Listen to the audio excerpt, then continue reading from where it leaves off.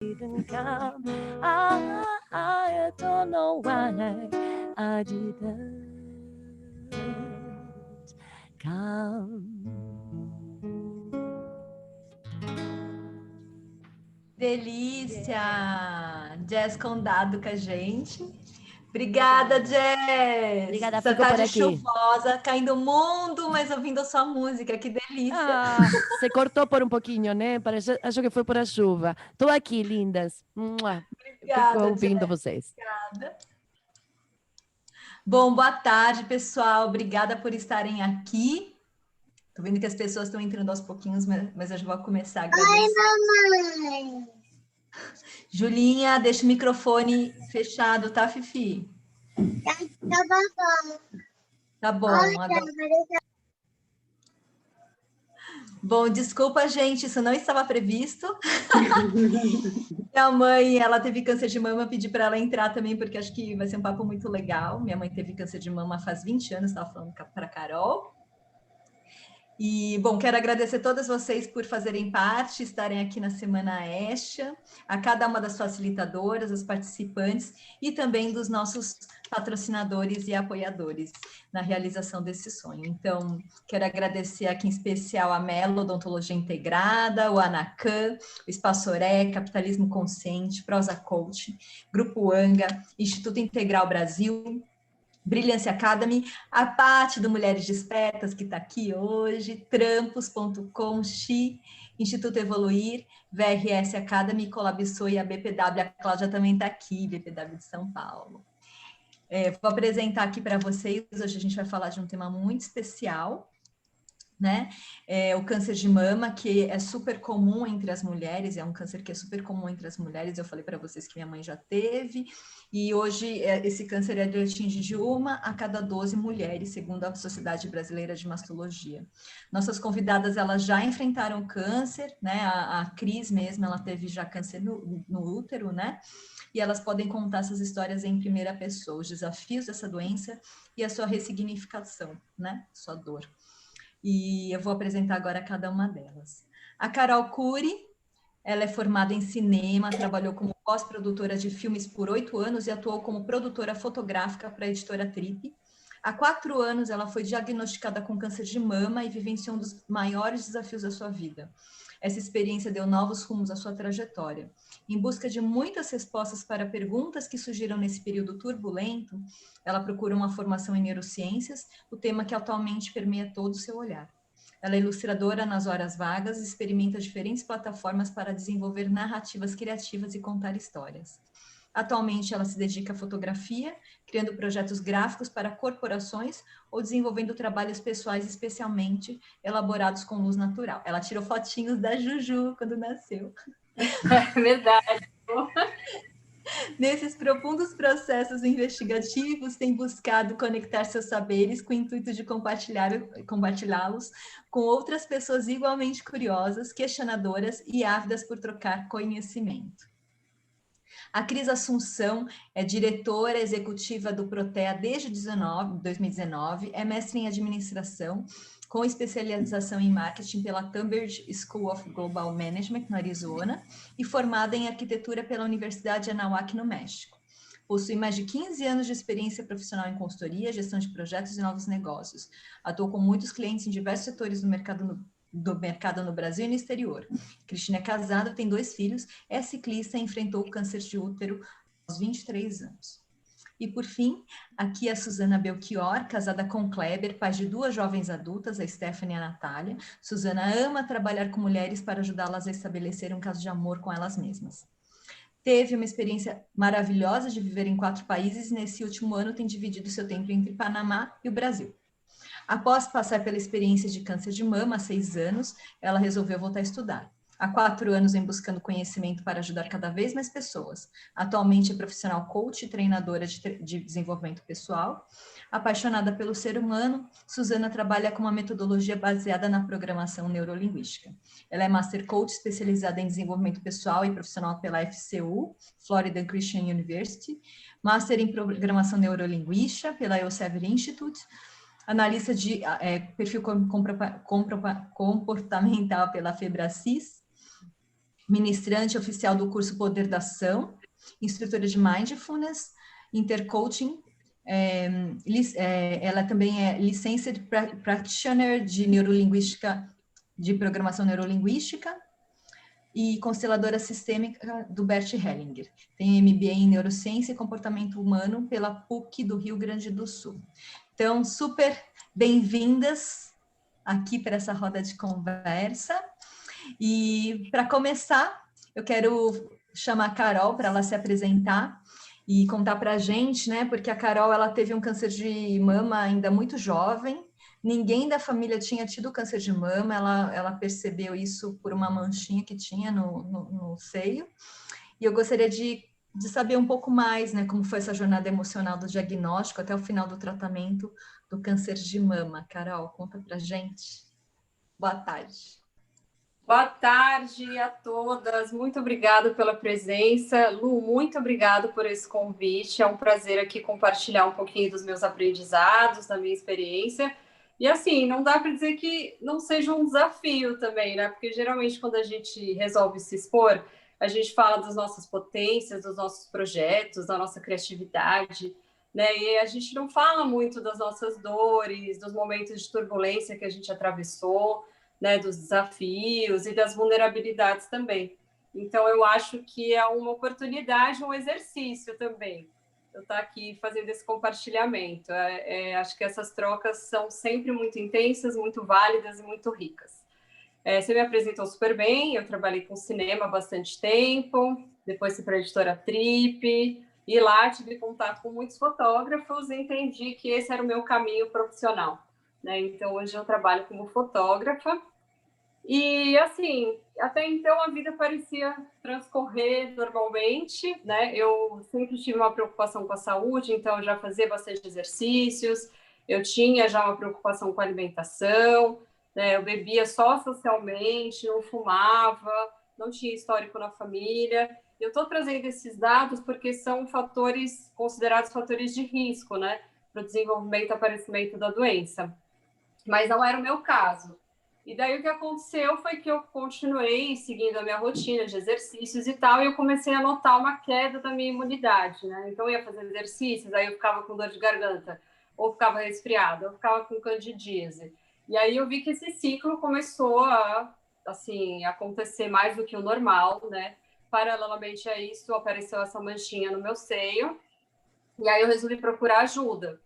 Então, eu fui em 3 médicos diferentes, que me acompanharam em momentos diferentes da minha vida, e eles foram categóricos em afirmar: Carol, você está ótima, né? Isso é uma dermatite, passa essa pomada aqui. Os 3 me passaram exatamente o mesmo medicamento, né? E, assim, obviamente que não teve nenhuma, não foi um tratamento efetivo, porque não era disso, né, que se tratava.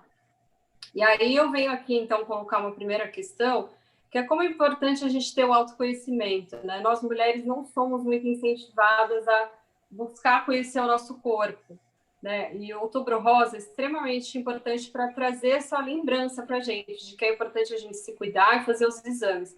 Mas quando a gente está conectada com a gente mesma, a gente não precisa esperar um diagnóstico, né? A gente pode ouvir os sinais do próprio corpo, então tem alguma coisa errada acontecendo, vou procurar ajuda, né? Mas a gente tem que estar atenta o ano inteiro, todos os dias, né? Ao nosso corpo, a nós mesmas.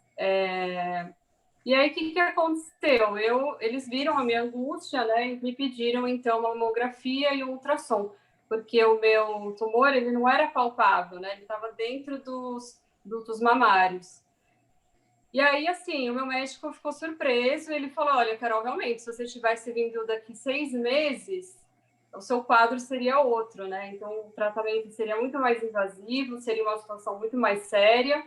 E aí a gente ficou feliz, né, de ter conseguido pegar esse câncer no início. Ainda assim, foi bastante doloroso, porque eu tive que passar por um processo de adenomastectomia, né, que é um esvaziamento de todo o conteúdo da mama, retirado também uma parte de gordura, né?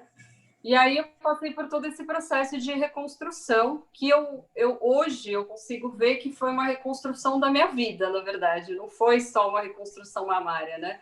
Foi uma reconstrução das relações familiares, da relação com meu parceiro, da relação comigo mesma, fui estudar um pouco de nutrição para entender qual que era a relação disso, né? Como eu podia minimizar os riscos ali para frente, fui me reconectar com o meu trabalho, enfim, foi uma reconstrução de vida, né?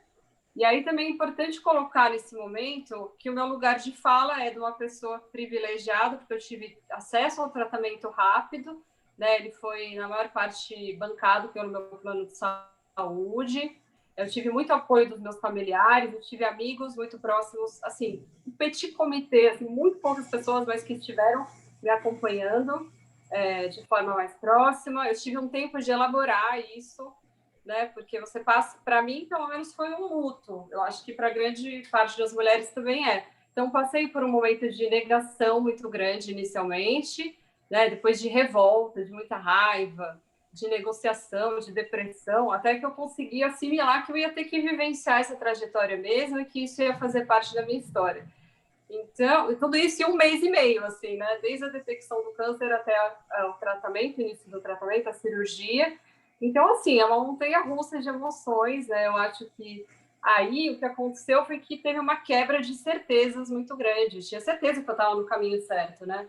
Então, eu estava trabalhando na área que eu tinha escolhido, enfim, fazia exercícios, me alimentava teoricamente bem, né? Dentro da consciência que eu tinha naquele momento. E aí foi uma surpresa muito grande. E aí, assim, o que eu acho que são as coisas principais que eu tive que enfrentar foi o estigma, né, da nossa sociedade. Sinto muito. Gente, a minha Siri começou a se ativar aqui com as minhas palavras. Então, eu tive que... Acho que todas as mulheres têm que passar por isso. Então, existe um estigma muito grande da nossa sociedade. Primeiro, em falar a palavra câncer.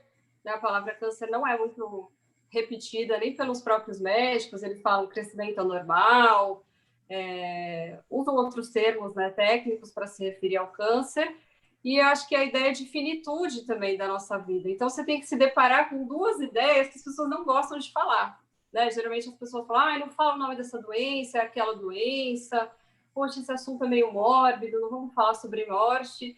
E, de repente, você fala, bom, vou ter que encarar isso, né? Não vai ter outro caminho. Então, acho que a gente falar sobre essas questões pode ajudar muitas pessoas, sabe? Principalmente porque quando a gente fala a palavra câncer, depois a gente pode buscar ressignificar isso dentro da nossa história, né? Então, isso é extremamente importante. Outra coisa é isso, eu precisei aceitar ajuda. Assim, eu era uma pessoa que estava naquele momento num lugar de muita potência, pelo menos era assim que eu me via, né? Então, realizando projetos, eu sempre fui uma pessoa muito disponível para ajudar os outros, né? Me colocava à disposição a serviço dos outros. E aí foi o momento que eu precisei falar, gente, não tenho condições de ajudar ninguém, preciso receber ajuda. Isso foi muito difícil, acho que foi um dos maiores desafios, você admitir que você está num momento de fragilidade, né? E que, bem, é isso, você vai ter que assimilar. E que eu acho, hoje eu consigo ver que admitir as fragilidades, as fraquezas, as vulnerabilidades também é um ato de força, né? Mas isso eu só consigo ver hoje. No momento, não conseguia perceber dessa forma. E assim, eu acho que o câncer ele foi, na verdade, um grande catalisador de mudanças muito profundas que precisavam acontecer, né? Foi a partir daí que eu fui buscar respostas nas neurociências, porque as minhas bases de formação não me davam as respostas que eu precisava, né? E aí eu entendi que, assim, o cérebro, ele trabalha com o pensamento, mas o nosso corpo é a manifestação do nosso inconsciente. Então, se tem alguma coisa manifestada fisicamente, é porque tem alguma coisa inconsciente que precisa ser elaborada, trabalhada, investigada, né? E aí, assim, acho que para finalizar um pouco aqui meu depoimento, eu acho que eu comentei até com você, Lu, se você tivesse me chamado há 6 meses atrás, é possível que eu não tivesse aceito esse convite, porque eu precisei de um tempo maior para elaborar todas essas questões, né, dentro de mim. E eu acho que a fala também, ela é parte da cura, sabe? Quando a gente começa a falar desses lugares difíceis, delicados e tal, e a gente consegue compartilhar as nossas experiências, as nossas vivências e aprendizados que vêm dessas dores também, a gente também começa a se curar, né? Então, é basicamente isso que eu tenho para compartilhar nesse momento. Legal, Carol. Eu quero até te ouvir mais, mas eu também quero ouvir a Suzana e a Cris, mas depois eu quero perguntar para vocês mesmo, porque essa questão de não falar, eu tinha até comentado uma hora com a Paty também, a Coco, né, que está aqui, mas porque eu conheço várias pessoas que tiveram, mas eu não sabia que elas tinham tido. Então, é legal depois que vocês contem também isso, né? Porque tem tantas pessoas que já tiveram, mas elas não falam sobre isso. E achei interessante que você falou sobre o conversar sobre esse assunto como uma questão de que te ajudou a ressignificar a dor e a cura também, né? Mas eu quero também perguntar aqui para a Suzana, porque a Suzana, ela identificou o câncer de mama durante um dos exames periódicos, né, Suzana, que você faz aí de certo tempo. Então, eu também queria ouvir a sua experiência, a sua jornada do diagnóstico até a cura, né, desse processo emocional e físico também. E depois a gente ouve a Cris. Boa tarde para todos. Obrigada pela apresentação. Às vezes eu acho que são tantas formações, tantos aprendizados, né, que a gente vai tendo na vida, conhecimento, não sei nem se é aprendizado, conhecimento, mas que às vezes na vida da gente perdem significado de acordo com o momento que você está vivendo na sua vida, né? Eu tenho 6 anos que tive a doença.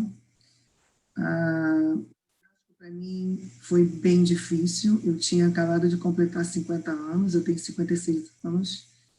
Falar da doença é sempre, para mim, tocar em dor. E não é fácil.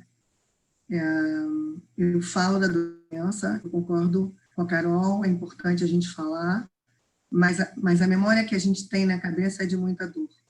E dores variadas, né? Dores variadas. Quando eu recebi o diagnóstico da doença, para mim, foi uma surpresa muito grande. Mas o curioso é que eu já levava 11 anos fazendo check-up, porque supostamente eu tinha uma mama muito glandular, que eles chamam de mama bomba-relógio. É uma mama que camufla muitos tumores. Então, eu já vinha fazendo check-up anual.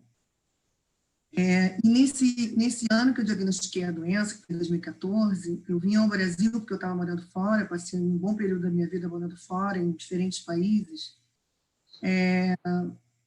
Eu vim ao Brasil com 8 meses, eu não vim depois de um ano do check-up. E quando eu estava no Brasil depois de 8 meses, eu resolvi fazer meu check-up. Porque eu já estava aqui, eu falei, faltam 4 meses, eu vou fazer logo, porque isso vai adiantar minha vida. E foi aí que eu diagnostiquei os meus tumores. Não era um, eram 2, na minha mama direita. Um dedo ducto mamário, o outro bem axilar. E, de cara, o meu médico já foi dizendo, porque o meu médico mastologista, ele faz ultrassom no consultório, e, graças a Deus, me sinto muito por as pessoas que não podem ter esse tipo de apoio, né, financeiro para ter esse tipo de tratamento. Isso me ajudou muito, muito, muito na verdade, a todo o processo que eu não tive que passar e o processo que eu passei depois, né?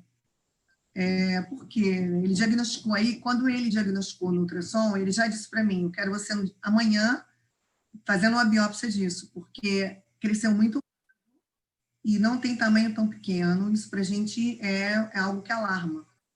Assim, o que é mais difícil, eu acho, na verdade, que os médicos falam disso como se estivessem falando de uma coisa... Bom, número 1, existe um nível de frieza muito grande, e eu entendo que eles lidam com milhões de pacientes, né? Mas a forma como aborda é uma forma tão, às vezes, tão dura, né? A sensação que você tem, puta, eu vou morrer. A primeira coisa que você pensa é que vou morrer. Acabou o mundo para mim, vou morrer. E no dia seguinte, quando eu fiz, né, a biópsia, ele falou com a médica dentro do meu, lá da enfermaria, onde eu fiz a minha biópsia, e onde ele queria que mexesse, onde ele queria que visse. Bom, afinal, eram 2 carcinomas. Eles tinham, na verdade, eram malignos, tinham um nível de malignidade alto. E eu já tive, 4 dias depois, já a volta no consultório do cara, ele já dizendo que a gente ia esperar a patologia, mas que a médica tinha já assinalado que tinham características malignas. E aí ele falou, bom, a gente vai esperar a patologia, mas de cara eu vou dizer para você que pela distância que eles têm, a gente não vai conseguir preservar a sua mama direita. Cara, para mim foi um choque muito grande, assim, porque eu, como a Carol, já fazia exercício físico, eu já cuidava da minha mama, eu tinha recém-entrado na menopausa, e isso é um outro dado importante para nós mulheres, é muito importante, porque muitos cânceres aparecem quando a mulher entra na menopausa, uma questão mesmo hormonal, que eu não tenho esses detalhes, porque eu não sou médica, mas existe uma questão hormonal, e isso mexe com a mulher, e muitas mulheres apresentam o câncer, começam a apresentar o câncer a partir dessa etapa da menopausa. E aí eu não tinha câncer na casa da família, eu tinha uma dieta alimentar super bacana, eu exercitava o corpo. Então, assim, no primeiro momento, para mim, foi um choque, porque eu acho que eu nunca tinha pensado, até esse momento, sobre morte. Outro dia, conversando com as meninas, a cabeça da gente, de uma forma muito inteligente, arquiva a coisa da morte, né? A morte acontece para o outro, mas para você, não, a morte está longe, né? E quando o cara falou isso para mim, depois, quando eu esperei a resposta da patologia, e que saiu realmente que eram malignos, etc., e aí ele falou, a gente vai ter que fazer também esvaziamento axilar, então eu fiz esvaziamento axilar também, que me dá 30% só de sensibilidade a uma área abaixo da minha axila até a minha cintura, me tirou bastante sensibilidade. Mas eu preservei os meus mamilos, graças a Deus, não perdi os mamilos. Mas o que foi mais difícil para mim, eu acho que no primeiro momento, a sensação de que você vai morrer é muito grande. E eu acho que isso dá uma insegurança tão grande para a gente como ser humano. Eu olhei para minhas filhas, eu disse, não, puxa, minhas filhas ainda precisam muito de mim. Eu ainda tenho um monte de coisa para viver, eu não quero morrer, não está na hora de morrer ainda. Mas eu acho que a maior ebulição realmente é esse diálogo interno que você faz com você e a cara das pessoas, porque as pessoas, no primeiro momento que estão próximas a você, faz aquela cara de pena. E a cara de pena é uma coisa que, mesmo antes da doença, eu não gostava de fazer para ninguém, nem gostava de receber a cara de pena de ninguém. Porque a cara de pena meio que incapacita a gente, né? Então, eu não quero que sintam pena de mim. Eu quero que, se querem me apoiar, me apoiem, mas não que sintam pena de mim, porque eu tenho toda a capacidade do mundo para lidar, como qualquer ser humano, com as coisas que acontecem na minha vida. Como eu vou lidar já é pessoal, mas essa coisa da pena, ela é muito notória, né, de quem está perto de você. E eu entendo que para as minhas filhas eu ia morrer, né? Para o meu companheiro, putz, eu estava ali na porta do cemitério. Bom, o fato é que eu tive 15 dias para decidir várias coisas. Dentre elas, tirar a outra mama. E foi uma briga que eu, na verdade, travei, porque o meu médico disse que não ia tirar a outra mama. A outra mama já tinha biópsia nela, já tinha sido biopsiada já, por punção, porque era maxilar, mas supostamente ela não tinha nada nesse momento. Ela tinha algumas coisas, mas nada que eles pudessem desconfiar que pudesse ser algo ruim, tanto que não foi biopsiada, só foi biopsiada à direita. E eu sabia que eu não ia dar conta de ter a outra mama daqui a 6 meses, controlando igual e etc. Ele disse, mas isso não é garantia, na verdade, de que você não possa voltar a ter o câncer na mama. E eu falei para ele, mas eu vou pagar essa conta, eu vou aguentar essa conta e eu quero tirar minha outra mama. Ele disse, eu não vou tirar, porque a gente não estuda para isso. Eu falei, tudo bem. Aí eu fui no meu clínico, e eu conversando com o meu clínico, ele fez o mesmo discurso, e eu entendo a postura dos médicos, eu entendo perfeitamente, porque existem várias consequências quando você tira a mama. A mama é um membro, então você tira a mama, você comunica essa amputação de várias formas, né? Tanto que eu tive infecções por reação autoimune, né? Então, o fato todo é que o meu clínico, ele fechou com chave de ouro, porque eu perguntei para ele ser bem sincero comigo, eu perguntei para ele, se fosse a sua mãe, se fosse a sua esposa, se fosse a sua filha, com o meu diagnóstico, com todos os exames que eu tenho em mão, o que o senhor diria para elas? Ele disse, tira a outra mama. Eu falei, não, Suzana tentou reaver a minha cabeça. Eu falei, não, eu sei como eu vou lidar com isso. E a partir desse momento, eu acho que eu fiz uma tomada de decisão que me ajudou muito, sabe? Muito. Eu acho que quando a gente faz uma tomada de decisão na vida da gente, eu acho que a gente fica meio que pronto para tudo, né? E naquele momento eu tinha decidido que eu ia lutar, que eu ia, com todas as minhas forças, fazer toda a parte que tinha a ver comigo. Isso cabia não ficar chorando o tempo inteiro, porque a doença se alimenta de dor. Isso cabia não ficar me condenando, porque não ia ajudar em nada, né? E eu sabia que, de alguma forma, a doença tinha feito eu entender que era um sinal de que eu não vinha vivendo bacana. Eu tinha 30 anos de vivendo enxaqueca. Não sei se eu estou me estendendo, Luciana. Se eu estiver me estendendo, você me interrompe. Eu estou bem emocionada.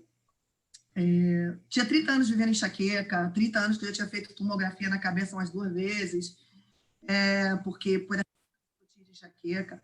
Então, assim, eu de alguma forma vinha conduzindo a minha vida com o destino errado, e o corpo simplesmente sinalizou aquilo que eu não estava fazendo bem. Então, assim, eu quando olho para mim hoje, eu me vejo um ser humano muito melhor do que eu era. Eu era ansiosa, eu era crítica, eu era julgadora, eu era dura, eu queria estar pensando em futuro o tempo inteiro, antecipando qualquer risco, qualquer dificuldade, eu era a dona da razão, eu era aquela que sabia tudo, mas o que eu fazia comigo, eu fazia com todo mundo, né? Então, eu na verdade, machucava um monte de gente em volta de mim. E, no final das contas, o câncer foi só um alerta para mim, que é como eu enxergo ele. Para mim, eu acho que o maior aprendizado da doença é que a gente é finito, o que você faz todo dia com a sua cabeça impacta o seu corpo, e o seu corpo vai mandar a conta para você de alguma forma. Isso é um fato. Então, eu acho que a doença me fez olhar para mim, me fez eu me perdoar, me fez eu parar de me julgar, me fez eu entender que vale a pena o agora, porque eu não sabia viver o agora, na verdade, eu não vivi o agora nada. Me fez dar um valor incrível à vida e entender que todo dia a vida precisa ter significado para mim. Não sei quanto tempo eu vou viver, mas eu sei que dessa doença eu já não vou morrer. Porque hoje eu sou a Suzana muito melhor para mim, eu sou um ser humano muito melhor para mim, então, por conseguinte, eu sou um ser humano social melhor.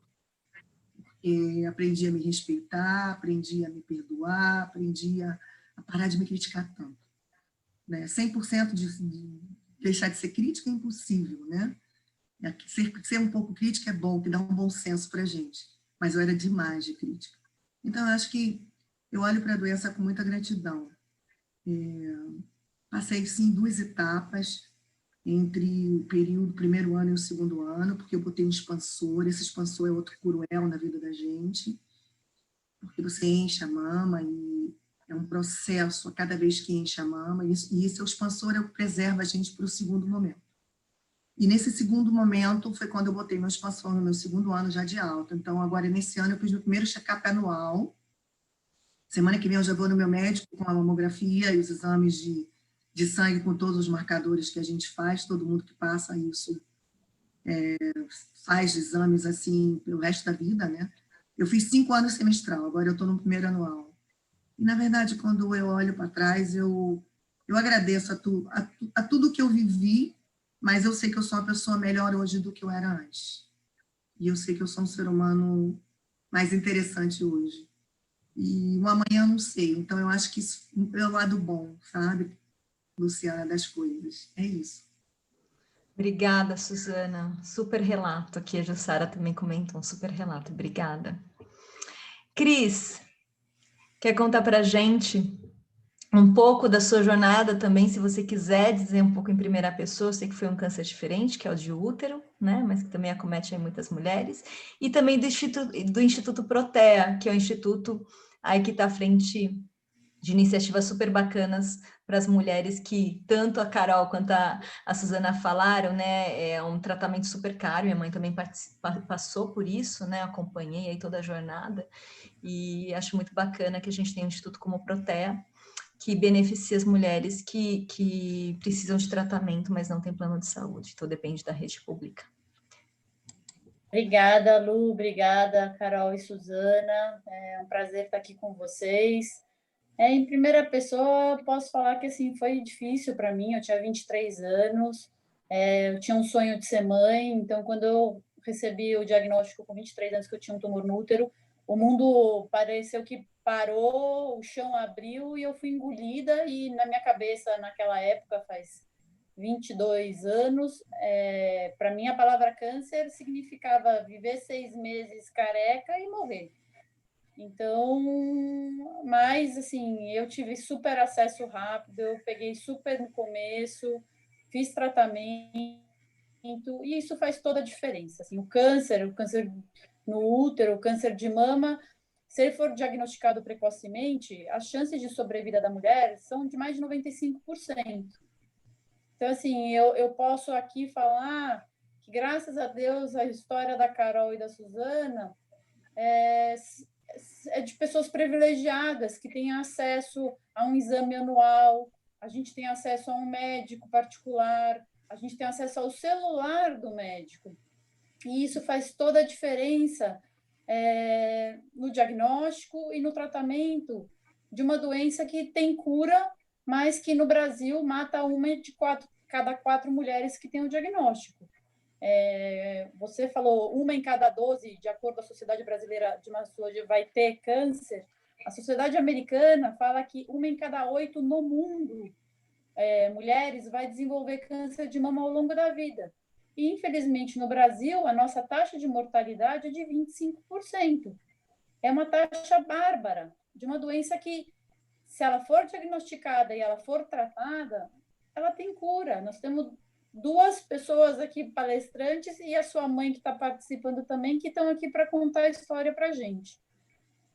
O Instituto Protaere foi criado em 2018 pela Ana Gabriela Antice, que teve câncer de mama 2 vezes. Ela teve câncer de mama em 2015 e ela teve uma recidiva em 2017. Ela fez cirurgia quimio e rádio as 2 vezes, tirou a mama. Só que quando você tira a mama, você não tira... e no pouquinho que ela tinha deixado da primeira vez, apareceu de novo o tumor. Ela tirou de novo, só que a segunda vez pegou super no início. A gente tem que pensar que 75% da população brasileira não tem plano de saúde. E como vocês mesmas mencionaram, é um tratamento extremamente caro. Inclusive, assim, tem muita gente que tem plano de saúde, que quando tem um diagnóstico de câncer, o plano de saúde some. Assim, tem muitos casos que a gente já escutou que a pessoa perde o plano de saúde. Aí a pessoa, além de ter um diagnóstico, ela tem que entrar na justiça para brigar pelo direito de que ela pagou o plano de saúde até agora e que ela tem direito que o plano de saúde arque com o tratamento dela. Então, na segunda vez que a Gabriela fez a cirurgia, ela chegou em casa e uma amiga dela ligou para saber como ela estava. E assim, realmente é uma etapa que você tem muita solidariedade das pessoas. É importante, como a Carol falou, você aceitar o colo das pessoas, o carinho das pessoas, porque é uma doença difícil. Assim, a quimioterapia, principalmente, é uma etapa bem difícil. E não adianta a gente querer achar que a gente pode abraçar o mundo, que a gente tem força para tudo. Nessas horas é importante você poder contar com a família, você poder contar com o carinho dos amigos, e mesmo de pessoas que estão passando pela mesma coisa que você, para você se fortalecer. E ela recebeu a ligação dessa amiga dela, perguntando como ela estava, e a Gabi falou, assim, eu estou bem, acabei de fazer cirurgia, só vou tirar de letra. Assim, o tumor estava super pequenininho, e eu só posso agradecer. Porque, assim, eu em 2 anos, eu tive 2 diagnósticos, foram diagnósticos rápidos, eu tive acesso praticamente no dia seguinte, ou na semana seguinte, ao melhor hospital, aos melhores médicos. Assim, eu só posso agradecer. E a amiga dela falou assim, nossa, Gabi, assim, você tem razão, você só pode agradecer mesmo, porque você sabe que a minha cozinheira acabou de ser diagnosticada, ela tem 40 anos, e ela vai ter que esperar 6 meses o tratamento. Aí a Gabi falou, não, você não pode dar o diagnóstico para uma pessoa que ela está com câncer e mandar ela esperar em casa 6 meses um hospital ligar para falar que tem vaga para começar o tratamento dela. Todo mundo sabe que o câncer evolui, o câncer não fica parado esperando. Assim, o tempo é cura. E mais de 50% dos casos da rede pública já são casos de cânceres avançados. Então, assim, os diagnósticos já são tardios. A chance dessas mulheres já com um diagnóstico avançado já é muito reduzido. E se ainda você mandar ela esperar para começar o tratamento, isso é cruel. E ela disse que nessa hora, ela falou, assim, que veio a ideia, ela já conhecia bastante como funcionava o sistema público de saúde, o SUS, que é um sistema maravilhoso, só que tem defeitos, e tem que lembrar que nós temos 209 milhões de habitantes no Brasil. Então, o sistema público não dá conta de todos os pacientes. Então, ela disse que na hora ela teve ideia, ela falou assim, eu vou montar uma ONG, vou fazer parceria com um hospital particular filantrópico que atende pacientes do SUS, credencia hospitais particulares filantrópicos para atender os pacientes do SUS e faz um repasse para o hospital. Para o câncer de mama, no Hospital Santa Marcelina, que é o nosso parceiro, nosso primeiro parceiro, não chega nem a 1/3 do custo do tratamento. Então, o hospital filantrópico, por mais que ele queira atender pacientes, ele tem uma capacidade, assim, para cada paciente SUS que ele atende, ele tem um déficit. Então, assim, ele tem um limite do que ele pode absorver de custo e de déficit mensal. Então, eles limitam o número de pacientes.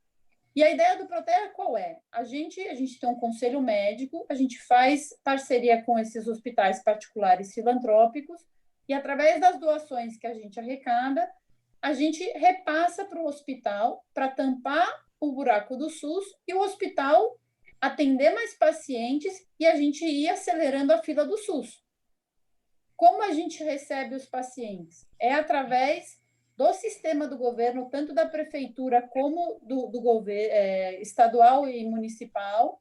As pacientes passam pelo posto de saúde, passam com um clínico geral, elas fazem exame e elas vão ter uma suspeita. Então, assim, a partir do momento que elas têm uma suspeita de um diagnóstico, elas são colocadas dentro do sistema que encaminha para o mastologista.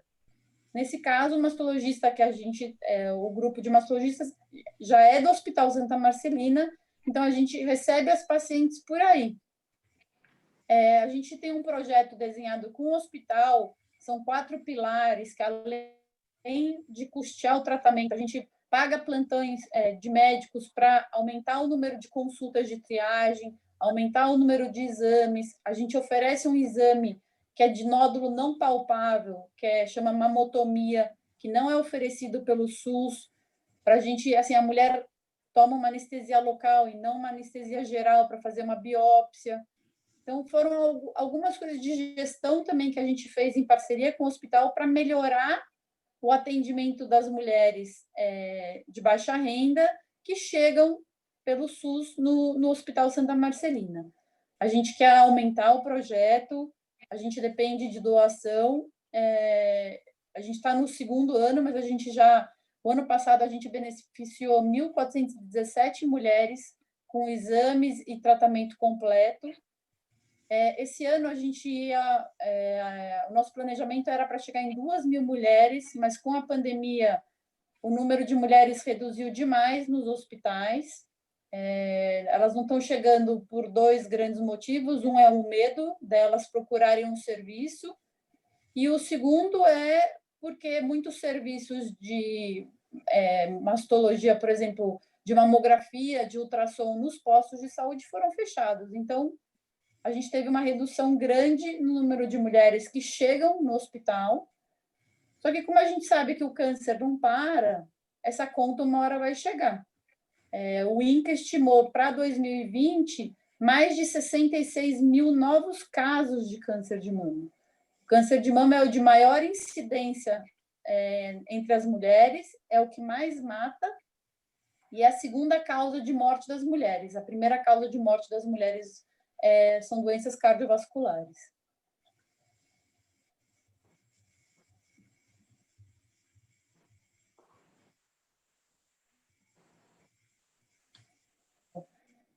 Contei um pouquinho do Instituto, depois eu deixo um pouquinho para a pergunta, se tiverem dúvidas.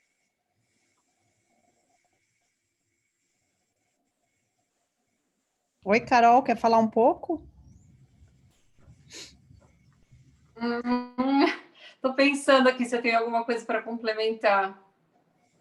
Eu acho que não, acho que é mais assim, no sentido de fortalecer o que a Cris já falou, né? De que a gente, tanto eu como a Suzana, tivemos o privilégio de ter tantas pessoas queridas do nosso lado acompanhando a gente nesse momento turbulento, difícil, como a gente teve acesso a um tratamento rápido, né? E super eficaz. Então, a importância do Instituto Protea é gigantesca. Fico muito feliz que existam iniciativas como essa para ajudar mulheres que, nesse momento, precisam de muito apoio. Eu acho que, assim, a mama está muito associada à questão da feminilidade, da nutrição, nossa, assim, tem uma série de simbolismos, né, a mama? Então, quando você perde uma parte do seu corpo tão importante, tão vital, isso mexe muito com a autoestima, né? Então, eu acho super bacana essa iniciativa, eu fico muito feliz, realmente, que as mulheres tenham esse apoio, né? Quem não pode pagar o tratamento particular via plano de saúde e tudo mais. Obrigada, Carol. A Fátima também comentou aqui. A Fátima também é uma amiga querida, ela também teve câncer, está aqui prestigiando a gente. E ela falou que estão muito bons e esclarecedores os 3 relatos. A gente tem agora um tempinho que a gente combinou de vocês fazerem perguntas entre vocês, né? De coisas que geralmente as pessoas não trazem, né? Mas também eu queria ver se alguma pessoa que está aqui nessa conversa também quer fazer para as 3, para a Suzana, para a Carol, para a Cris. Alguém quer fazer perguntas ou entre elas a gente já faz? Alguém quer trazer uma pergunta? Não? Então, Carol, quer fazer a pergunta? Eu fiquei curiosa daquela questão da comunicação, que acho que é legal, de repente, você falar também e fazer sua pergunta. Da comunicação? Do que, Lu, que você está falando? Desculpa. Tem tantas pessoas que têm o câncer e realmente tinha essa questão de que acho que no comecinho você me falou que os próprios médicos falaram para você não expor muito essa questão, né? Eu lembro de ter alguma coisa assim, e de que eu mesma tenho várias amigas, enfim, que me contaram, mas são coisas que as pessoas não expõem, né? De terem. Uhum. Então, enfim, acho que as 2 coisas estão ligadas, porque você falou que os próprios médicos não incentivavam a você a falar isso para as pessoas, né? Não eram bem os médicos, é que assim, quando eu passei por esse tratamento, tinha uma equipe que ajudava, assim, a trocar os curativos, a falar quais eram os próximos procedimentos. Tem uma parte pós-cirúrgica que você tem que fazer um acompanhamento, porque você fica com alguns drenos, você tem que fazer um acompanhamento diário, de medições e tudo mais, enfim. E aí essas pessoas, geralmente são mulheres, auxiliam a gente nessa trajetória, só que muitas vezes elas, ao invés de incentivarem você a aceitar que você está nesse momento de fragilidade, como eu já coloquei anteriormente, elas tentam camuflar. Então, assim, na visão delas, não é só na visão delas, acho que na verdade, a visão delas reflete a visão da sociedade, né? Que é assim, se preserva, por que você vai falar sobre isso com outras pessoas? E aí eu acho que isso torna muito mais difícil, só que eu só consigo ver isso com clareza agora, né? Então, imagina, você está passando por um momento super delicado da sua vida, em que você está revendo todos esses valores que eu falei aqui, relações com a família, relações com o seu parceiro, relações com o seu próprio corpo, né? E aí você encontra alguém que não te vê faz tempo, né? No meu caso, eu não fiz quimioterapia, então eu não perdi o cabelo. Fisicamente, estava normal, ninguém conseguia identificar que tinha alguma coisa errada acontecendo. E aí, como que você não fala sobre algo tão crucial, né? Que mudou a sua vida completamente e estabelece uma conversa com alguém de maneira superficial, porque eu acho que não falar sobre isso acaba esbarrando nessa questão, né? Tipo, como você não vai falar sobre uma questão que mudou completamente a sua perspectiva, né? E as suas relações, enfim. Então, eu acho que isso não ajuda. Eu acho que a partir do momento que a gente consegue... que, assim, as pessoas também não estão acostumadas a lidar com as dores. Então, o que aconteceu também... Tô lembrando enquanto eu estou conversando aqui com vocês, né? Algumas pessoas, quando você começa a fazer o relato, você fala, tá bom, vou me arriscar a falar, essa pessoa me deu um pouco mais de abertura, tem um pouco mais de intimidade. As pessoas tendem uma tendência a começar a fazer relatos assim, fulana que eu conheço também teve, assim, morreu. A outra não sei o que lá. E começa a te contar histórias muito, muito tristes. Então, isso também não te traz um conforto que você precisa no momento, né? E eu acho que a única maneira da gente quebrar esse paradigma é a gente falar sobre isso, inclusive dessa perspectiva de quem teve e o tipo de coisas que você deve evitar, né, de comentar nesse momento, que não vão agregar nada à pessoa que está precisando de motivação, né, está precisando de um apoio psicológico, emocional. E assim, você não precisa ter respostas, né? Ninguém é obrigado a saber o que fazer, o que falar para o outro fazer. Mas assim, ofereça ajuda no sentido, olha, estou aqui à disposição se você precisar conversar. Pode ser só ouvir, né? Você não precisa querer trazer as respostas, né? Mas se colocar à disposição, tem alguma coisa que eu possa fazer para te ajudar? Né? Eu estou aqui, conte comigo, você vai passar, é só uma fase difícil. Né? Então, acho que é mais nesse sentido que eu acho que compartilhar pode ser positivo, mas, assim, também não esperar...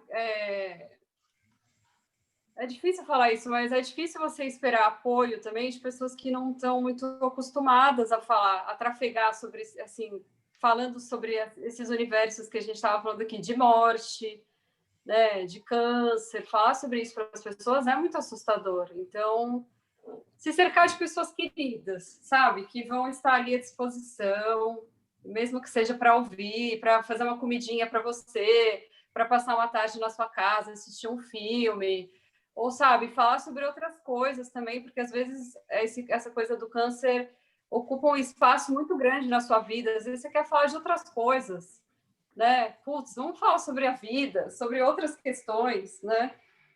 Enfim, essas foram questões relevantes para mim. Carol, eu acho que assim tem que respeitar também muito a cada paciente, porque tem pacientes que assim falam melhor, expõem melhor, mas tem gente que não gosta de expor, assim, e mais uma doença como o câncer de mama que mexe demais com o estigma feminino, que mexe com o seio da mulher. A mulher perde o cabelo, a mulher perde os cílios, a mulher perde a sobrancelha, assim, tudo que a gente, desde criança, a gente tem como estima de a mulher, de repente, com o câncer de mama, puf, some tudo.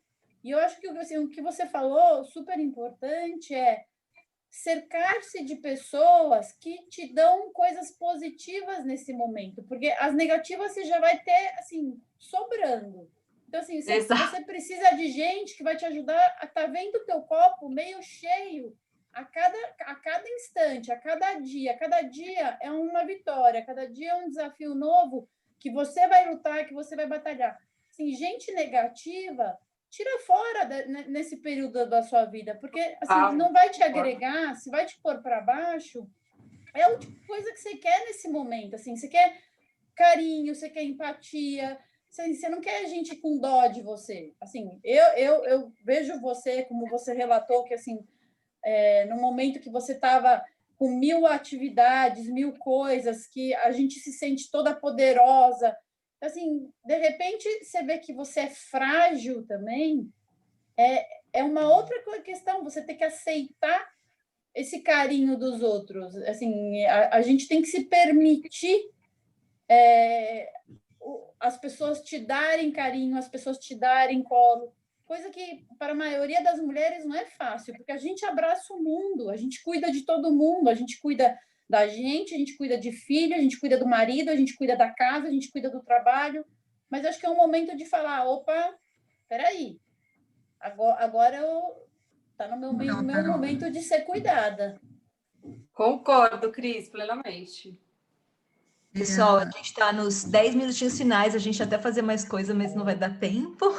Eu queria fazer um comentário do que ela está falando. Claro, Suzana, ia te chamar mesmo, que bom, pode falar. Deixa eu te falar, eu acho que existem várias coisas, mas duas coisas muito importantes.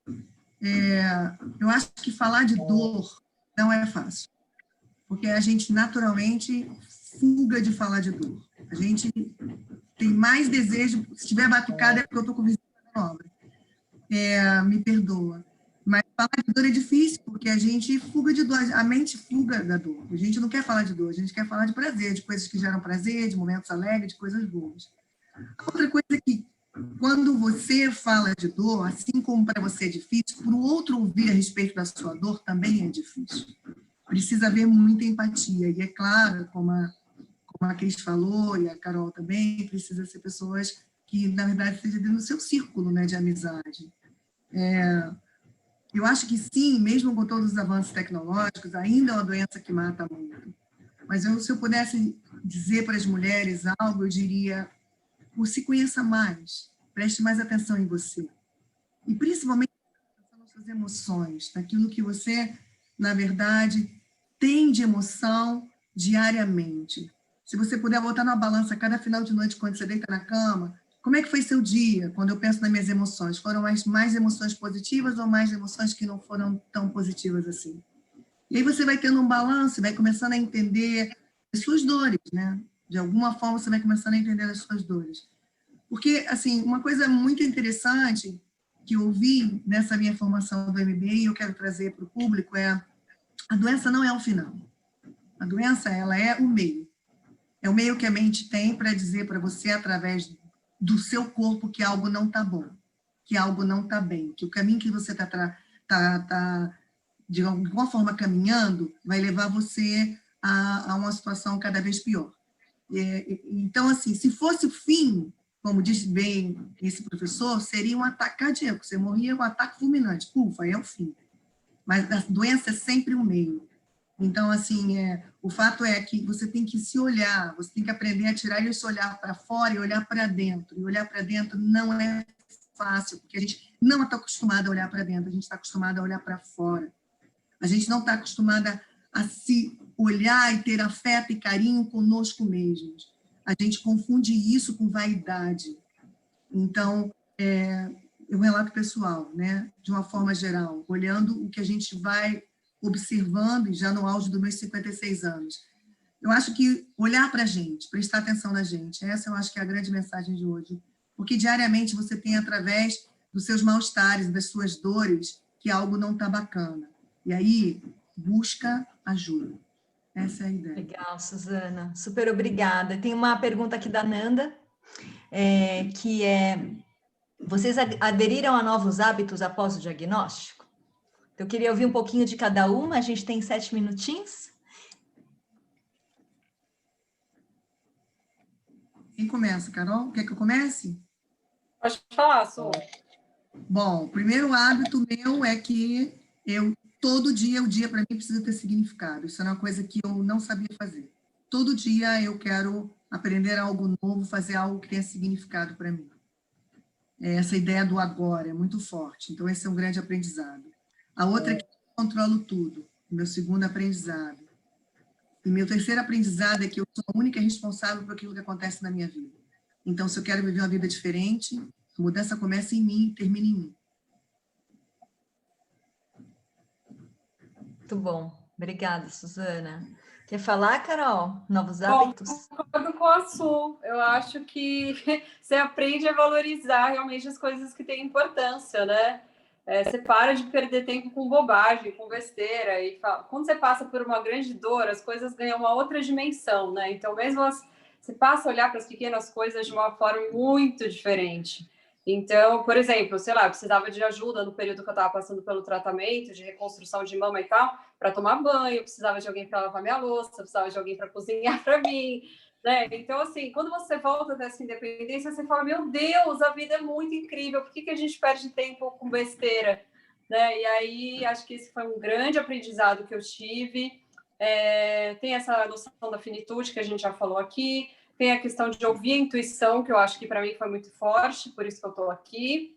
Acho que se perdoar suas falhas, a Su também já falou sobre isso, não se comparar com as outras pessoas, porque eu acho que a gente tende a fazer isso, assim, cada um entender que cada um tem seu caminho, né?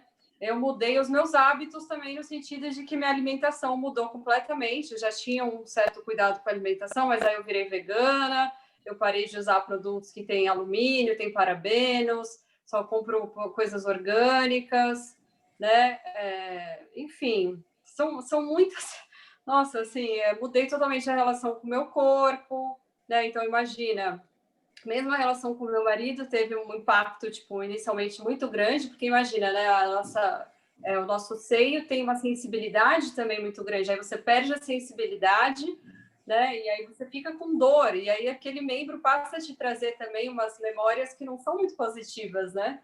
Então, assim, a gente teve que ressignificar toda a nossa relação, né? Isso foi extremamente desafiador, né? Mas ele estava do meu lado, e isso fez toda a diferença. E assim, passei a cortar pessoas tóxicas, né? Passei a nutrir com muito mais carinho as amizades, as pessoas que me acompanharam nesse momento tão vital. E acho que o mais importante é assim, eu parei de me perguntar por que isso aconteceu comigo e eu virei a chave para o que eu preciso aprender, né, com essa situação. Tipo, o que eu preciso tirar disso aqui? Acho que foram essas as mudanças principais. Legal, obrigada, Carol. Aqui tem um comentário da Jussara. Do olhar para dentro é de suma importância. A doença é um meio, foi uma lição de vida aqui, Suzana, que você acabou falando. Não, eu sempre vou obrigada. falar uma coisa bem que eu sempre falo para as pessoas quando as pessoas me perguntam, você tem que cuidar do que você pensa, do que você come, que estão pedindo, falando aqui de prevenção, do que você pensa, do que você come, como você ativa o seu corpo. Tudo isso são inputs que você dá em você. Então, a qualidade dos seus pensamentos fala muito. A qualidade da sua comida fala muito. E o exercício, ele é sim uma prevenção, comprovada pela ciência, e ele é sim uma forma de você energizar o corpo. Então, acho que eu diria as 3 coisas, são 3 alimentos muito importantes, assim, para tomar em conta como prevenção. Legal, obrigada. Eu só quero falar uma coisa. Eu ia te chamar. Pode falar, Cris. Rapidinho, com relação à hereditariedade da doença, tá? Menos de 10%, na verdade, menos de 15% dos casos de câncer de mama são hereditários. Então, todas as mulheres precisam prestar atenção. Não é se você tem caso de familiar de primeiro grau, mãe, irmãos ou pai, atenção redobrada, mas assim, menos de 15% dos casos são hereditários. Então, assim, todas nós precisamos prestar atenção, conhecer, como a Carol falou, conhecer o nosso corpo, fazer o autoexame, mas não só o autoexame, é conhecer mesmo. Sentiu a mama mais densa, sentiu alguma vermelhidão na mama, alguma secreção na mama. A gente tem no plano de saúde consultas anuais do ginecologista, alimentação, exercício físico, assim, é falado que mais de assim 40% de benefício o exercício físico diminui a incidência de câncer de mama. Então, assim, eu também tive câncer no útero e era super atleta, mas a recuperação é melhor, depois a reincidência é menor. Então, assim, apesar de pode dar, mas é importante a gente cuidar da cabeça e do corpo. Super legal, meninas. Muito obrigada aqui pelos relatos, pelas dicas, sugestões. Foi uma delícia de roda de conversa. Não sei se alguém quer fazer mais algum comentário. A gente já está com o horário certinho, mas queria agradecer de antemão aí a presença de vocês, as histórias, os relatos, as dicas e a presença aqui das nossas convidadas. Muito obrigada pela oportunidade. Obrigada. Obrigada também pela oportunidade. Obrigada, Suzana. Obrigada, Carol. Obrigada, Cris. Super obrigada, viu? Muito, muito obrigada pela presença de todas aqui. É muito boa essa troca, super importante a gente falar sobre esses assuntos delicados, mas vitais para a nossa saúde. É isso, que a gente possa fazer mais trocas como essa e aprender também com outras experiências. Obrigada. Obrigada, pessoal. E aí, tinha colocado aqui no chat, a gente tem um encontro às 5 da tarde com a Cláudia, que está aqui também, a Cláudia Vacilotto. Vamos falar sobre ansiedade, estresse e burnout. Inclusive, burnout foi uma coisa que a Cláudia